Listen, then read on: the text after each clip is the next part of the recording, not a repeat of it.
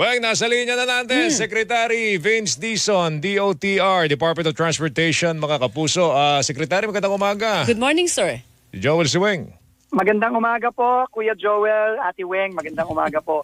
Natawag Ikaw, din akong congrats ate, ka ba namin o madadagdagan ng sakit ng ulo mo? Pero Ako medyo, kailangan ko lang po ang dasal ninyo at dasal ng mga kababayan natin. Katulong mo kami rito, lalo na sa mga mass transport projects natin, Secretary. Pero ito muna, sabi ni Senate President Chis Escudero, sususpindihin niyo raw po yung jeepney modernization program. Totoo ho ba yun, Secretary?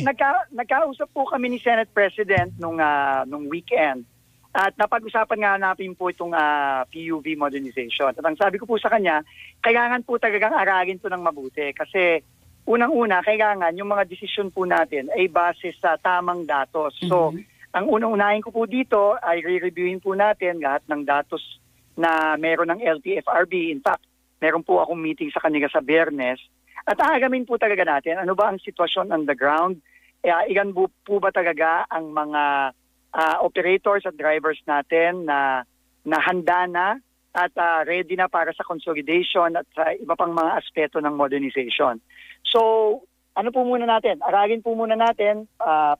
Pasensya nyo na po, wala pa po ako mabibigay na detalye dito. Opo. Pero ano muna tayo? Status quo muna, Secretary. Yun, Secretary, oo.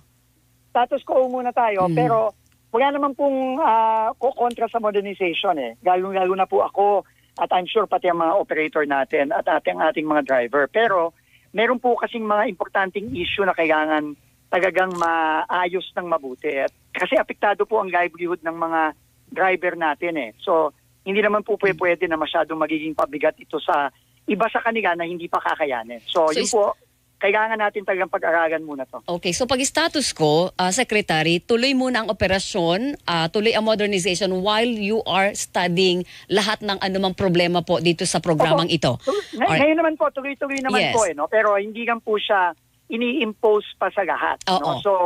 So tuloy po muna tayo doon kasi meron naman po talagang mga ready na at gusto na. Siyempre, hindi naman po natin pipigilan yon, no? At napakagandang development noon. Ano po yung nakikita niyong pinakamalaking problema na dapat pang ayusin? Yung problema naman po, alam naman po natin ang problema is really kung kakayanin po ba ng ating mga ibang mga operator sa ibang mga linya at ng ating mga driver yung malaking dagdag gastos dito sa conversion, no?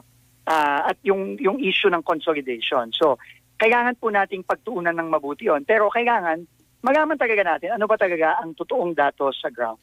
Okay. Anong aspeto ng inyong trabaho bilang kalihim ng DOTR ang nakikita niyong kinakailangan po na immediate action? Kasi initially, ang pumapasok sa isipan namin, kailan ba matutupad yung mga mass transport projects natin? Weng, ang MRT-7, Secretary, kung di ako nagkakamali, batay sa schedule niyan, by 2025, dapat portion niya nagagamit na. Yes, nag-ooperate na. Pero ano ba nangyari sa MRT-7 natin, Secretary? Alam niyo po, Kuya Joel, no, Ate Weng, yan ang tamang sinabi mo, no? At yan din ang sinabi ng mahal nating Pangulo na kailangan talaga paspasan na ng maigi itong lahat ng mga project na ongoing na. Halimbawa po, itong MRT-7, panahon po ni President GMA yan.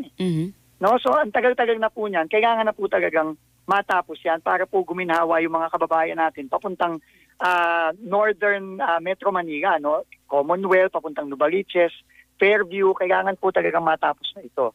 Ngayon po, may briefing po ako ng MRT-7 sa bukas, no? Ang laging problema, right of way. No? Pero gusto ko malaman, may problema pa ba ng right of way ang MRT-7? Kasi sa pagkakaalam ko, dapat cleared na yan, no? So ano pa ba ang ibang mga problema? At tingin ko naman po, ang San Miguel Corporation, led by Mr. Ramon Ang, talagang kung makikipag-usap po tayo at makikipag-coordinate tayo ng mabuti, I'm sure siya ang unang-unang magsasabi na kailangan paspasan na natin to para po ma-inaugurate na natin to finally in the next year or so. So siguro po, tingin ko, hindi dapat aabot ang 2 taon, dapat matatapos na natin ang MRT-7. Pero wala pa pong soon within this year, katulad po ng original target ng gobyerno na may mag-ooperate kahit portion lang ng MRT-7, hindi kakayanin po? Aagamin ko po kung kaya po natin mag-partial this year or early next year.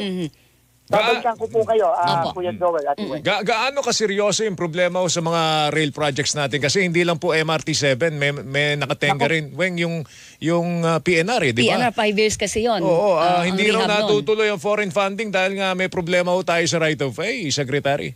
Naku, napakabigat po ng problema. Ako po, ang unang aamin sa inyo, sa ating mga kababayan, no, napakabigat po ng delay, napakabigat po ng mga problema sa right of way, may mga problema po sa ibang mga disenyo na kailangan baguhin. So, kailangan po talaga tutukan to ng mabuti. Kaya nga, Kuya Joel, Ate Weng, pumirma po ako ngayong umaga ng unang department order ng DOTR under the change in leadership.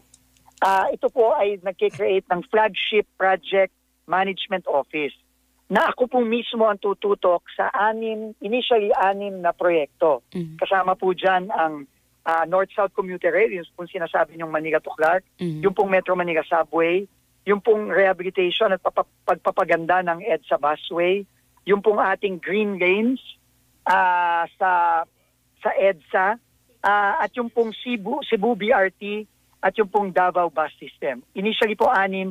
Ako po mismo, hindi ko po i-delegate ang pagtutok dito sa mga USEC, ASEC, Director. Ako po mismo ang tututok dito at magbibigay po ako ng specific na timeline of implementation na kailangan pong tuparin natin. Doon lang sa pag may ganito tayong mga major infra project po sa transportation sector, palagi pong problema ang right of way. Hindi ba pwede, Secretary, yung tapusin muna natin lahat, siguraduhin natin na walang problema sa right of way bago tayo mag-start ng implementation? Kasi parang hindi pwede yung nasa kalagitnaan na, yung kaputol hindi pwedeng ituloy kasi may problema sa right of way. Alam niyo po, ang pinaka-epektibong strategiya na ginamit namin sa ibang mga proyekto in the past, no? Tulad po ng mga in-implement natin nung nakaraang administrasyon. Ang right of way po dapat yan, phasing yan kasabay ng phasing ng proyekto.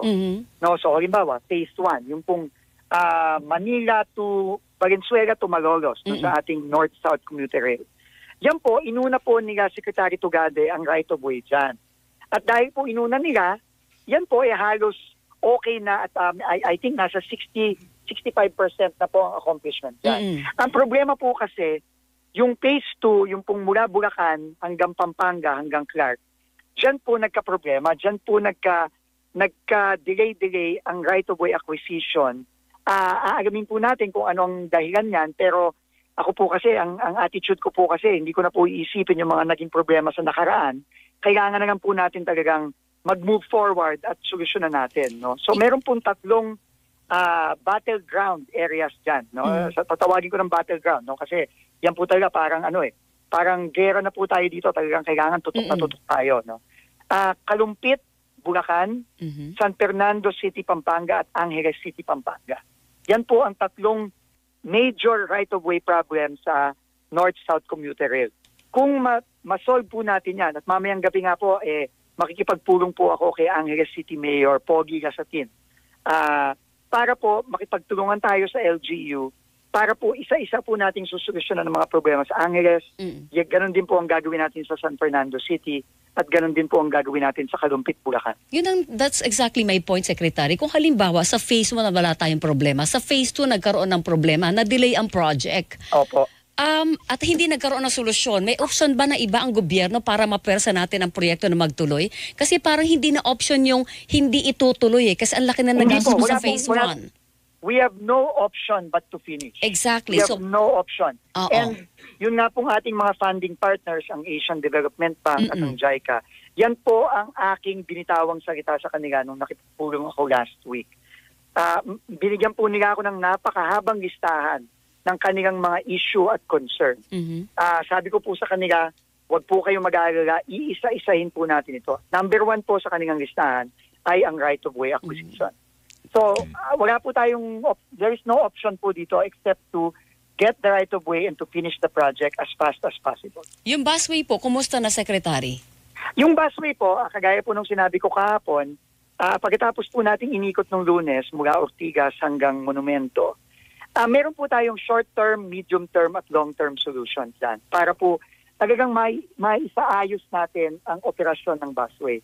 Short-term po natin, yung mga maliliit na bagay, kagaya po ng mga timer na hindi gumagana. Kasi po ang isa ko pong napansin na problema nung sinakyan po natin yan, yung mga bus po, natetenga po sa mga stop not na humihinto po sila ng matagal kasi syempre pinipigit po nilang punuin ang kanilang mga bus. Dahil po doon, nagka-cut-choke point po sa ating mga bus stop. Dapat po kasi ang busway, tuloy-tuloy po yan. So, papaganahin po natin lahat ng timer, tapos maglalagay po tayo ng mga enforcers dyan sa mga stop para po siguraduhin na i-remind ang ating mga driver na 45 seconds lang, kailangan na kayong umabante para tuloy-tuloy po ang daloy ng ating mga bus. Meron din po tayong mga medium term. No? Ang medium term po natin dyan is aayusin po natin ang mga stasyon dahil napakasama na po ng lagay ng mga bus stop natin. No? Napakadumi, hindi na po maganda yung ating mga railing, nangangalawang na po. Kailangan po natin i-rehab yan. Ang kagandahan po dyan, ang SM Group, ang C-Family, nag-donate po ng 2 napakagandang stasyon sa North EDSA at sa Mega Mall. Gagayahin po natin yung ginawa ng SM. At may pondo naman po ang DOTR para dyan. Pinapasimulan na po natin at hopefully 6-8 months to 1 year, ma-rehab po natin ang ating mga stasyon. Ang long term naman po natin, tingin ko po, una ay kailangan na po nating pag-isipan ang gagawin nating PPP o Public-Private Partnership, ang operation yan, para po maganda ang pagpapatakbo at pati yung maintenance, mabilis na rin ma-maintain. Alam niyo naman po kasi sa gobyerno, medyo hirap po tayong mag-maintain at mag-operate dahil wala po tayong capacity para dyan. Okay. So yun po ang ating short, medium at long term na plano para sa busway. Importante yung yung timer Secretary, miski na patay na oras miski na patay na oras kasi pagka patay na oras bumababad bababaran ka pupunuin yung bus Hindi po talaga, opo, yun po talaga at kailangan po talaga yung timer at kailangan po din ng enforcement. Okay, ito lang Secretary, yung yung medyo dramatic yung paghingi nyo ng courtesy resignation sa inyong mga opisyalis sa DOTR. Anong latest development Alam niyo dyan? po, actually, Kuya Joel, standard naman po yun. Opo. Pag may change in leadership, standard naman yun. Standard naman po yun. Pero ang importante lang po doon, unang-una, sa DOTR lang po yun. Hindi kasama ang ating mga attached agencies at iba pang mga ahensya. Pero ang importante po doon, para mabigyan po ng free hand ang bagong liderato, na i-rationalize ang ating mga internal personnel at para mag-attract din tayo ng talento galing sa labas. No? At hindi lang po ako pwedeng magbigay ng announcement, pero hintayin na lang po natin ang announcement po ng Office of the President kasi meron na po tayong mga rekomendang mga tao. Initially, mga 8 tao po yan, natutulong po sa atin initially sa DOTR. Okay. Secretary, alam ko marami kayong gagawin pero sana hindi to una't huli. Ay, hindi po. Lagi po tayo magre-report, Kuya Joel, Ate Weng. Kakamustahin ka namin and we expect nothing less from you, Secretary Dizon. Opo. Thank you po, Kuya Joel. Thank you, Ate Weng, sa inyong support. Good luck, Secretary. Kailangan po namin ang mga dasal ninyo. Mag-ingat kayo, Secretary. Thank you, Salamat. Thank you po. God bless po. God bless you too. Si Secretary Vince Dizon, DOTR, mga kapuso.